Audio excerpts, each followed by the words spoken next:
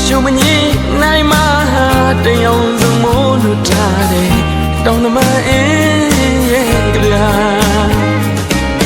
လေးပြင်းညင်ပါလို့ညနေနေမှာရေပြင်းကျလိုက်ငလေးမြမြင်သာရှုံမငိနိုင်မှာတယောင်စုံမို့လို့ထားတယ်တောင်းတမအင်းရဲ့ကြပြ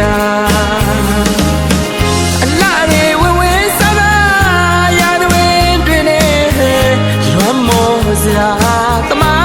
ရဲ့စင်လာကျင်းရတဲ့ဒီနေရာကဘာတော်သိကြတာဥပိန္ဒရာကြီးရဲ့ရေပြင်းကျဲအလားတွေစွန်နေတာတဲ့တောင်းတမအင်းလူလေးရဲ့ခေပန်းလေးလေးကောက်ပါလို့ကောင်းမပန်းပြိုပြတဲ့ကဘာမှာမြန်မာဟဲလိုဝင်းကျွမ်းနေတဲ့တောင်တမန်ရှုံးမဆုံးတော့ပြန်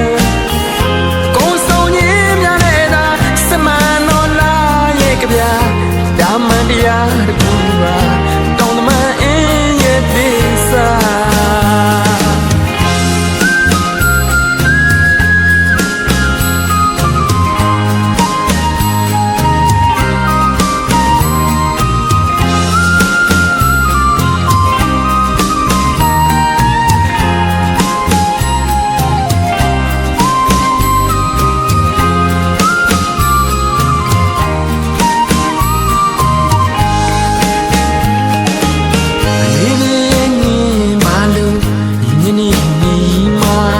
ရေပြင်းကျဲလိုက်ငလေးမြမြင်သာ